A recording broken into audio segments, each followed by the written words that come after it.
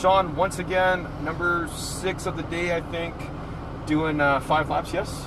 Yes. In the Lamp. Let me check, because you had 6 in the Cayman, so. Yeah, no, it's... All right, doing 5 here in the Gallardo, Lamborghini Gallardo LP 550-2. Thanks for coming out, my friend. Talk to you real quick, we'll head out there. As you remember, multiple times, smooth inputs. I'll say harder brakes would need more. Now, the brake pressure on this one was kind of weird, or in the Super Leggero, it was a little bit weird. Long through, very stiff pedal at the very end of it, but at first you're like, where's the brakes? This one's going to feel the same way. Okay. Use your first lap, feel it out, get comfortable. This one, it's unique. Okay. You'll just feel it out. Every car is like I was explaining before. It's just different. Yeah. So you'll see on this one. Okay. Whole collar shifts. It's the same gear ratio as the Super, 3rd and 4th gear. Yep. I'll call them out for you, and sure. Then feel it out. You ready? I am. All right. Same line choices. We'll tweak it to make it work for this one. All right. Okay. Foot and brake, shift up for first. Let's have you take us out nice and easy.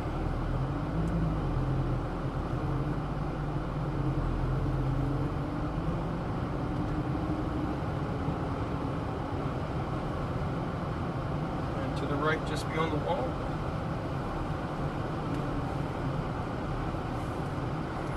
You're clear. Let's head on through the blues. Shift up right hand one. Smooth.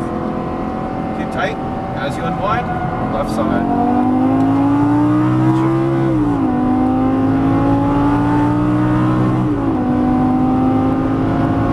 Brakes, test them. 1 down. Up. Now in. Eyes up for your exit point. Throttle long. Go.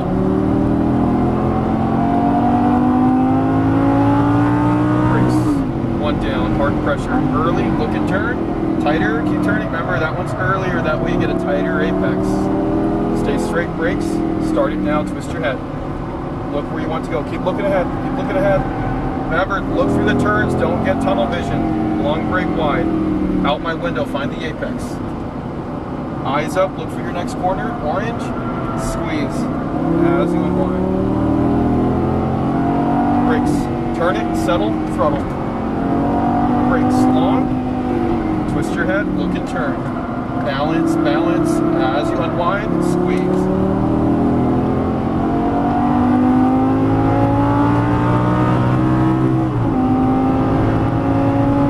Hard pressure, 1 down. Keep on the brakes through. Now release, look for your exit point. Unwind out.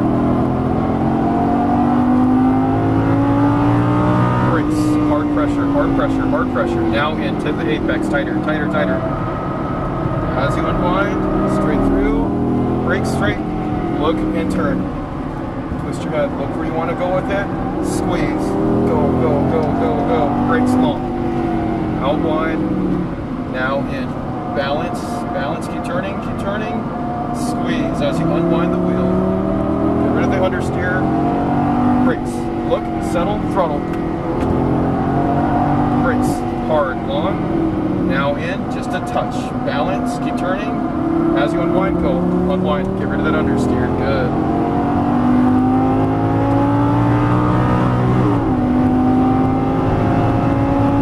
Hard brakes, 1 down,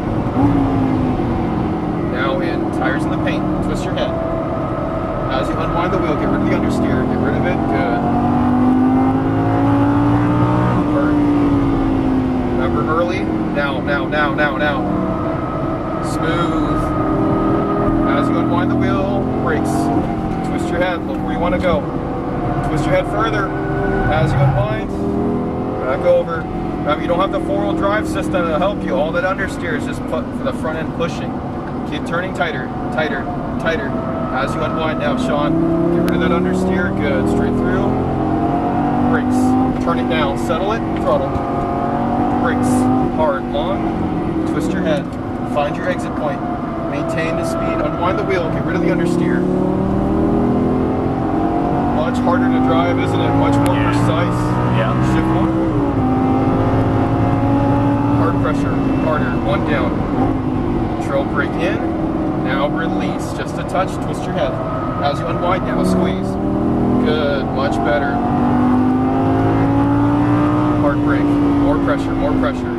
Start it now. Tires in the paint, tighter.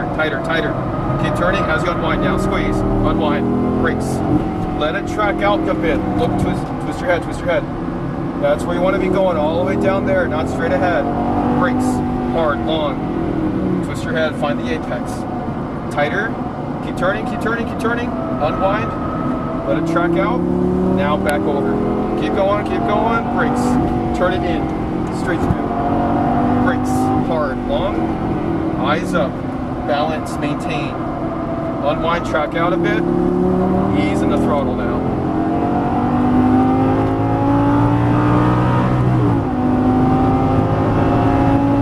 Hard brake, harder, down one.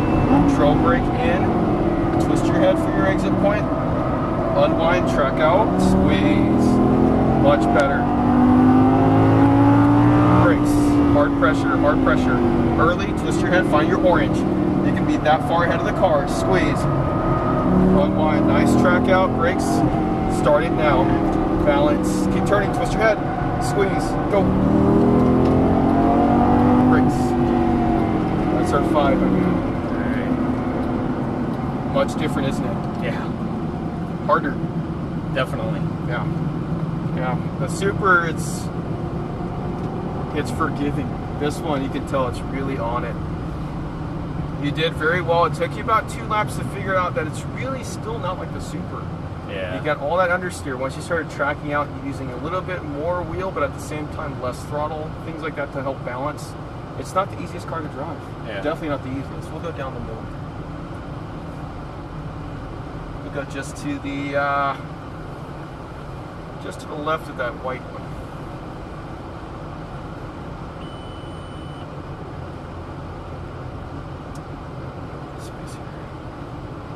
Thanks for doing the hard work, man. It's fun. What do you mean the hard work? Oh, just to drive it. Oh. Because I'm only meeting the seat, man. You're the ones driving it. Yeah. So, this one, I'll probably say wasn't the favorite. No, I think I did better in the Super. Yeah. Yeah. No, this one, it's just that weird car. It's so precise, yet at the same time, like, I think I could do it and just won't do it. Yeah. You know, it gives you that false sense of confidence, and as soon as you get over that edge, boom, and it's a small edge, as you can tell. Yeah. So, the Ferraris now, if you do the Porsches next, or the Ferraris, they'll be pretty precise just like this. This one was pretty good training for those other cars. Okay. Now, for the Ferraris, the Scud's pretty loud inside. Yeah. Very precise, but it does have a lot of grip if you make it have grip, meaning you have to trail brake through the corners, keep the weight down in the front, things like that to help it out. Both paddles from neutral start at the same time. Yep. 458, the most responsive car we've got here these days. Alright, most responsive car that we've got, very touch sensitive. You're only doing a quarter turn max on anything down to of that car. Really? Turn 1, you're doing 1/8 of a turn. Pretty cool. Yeah.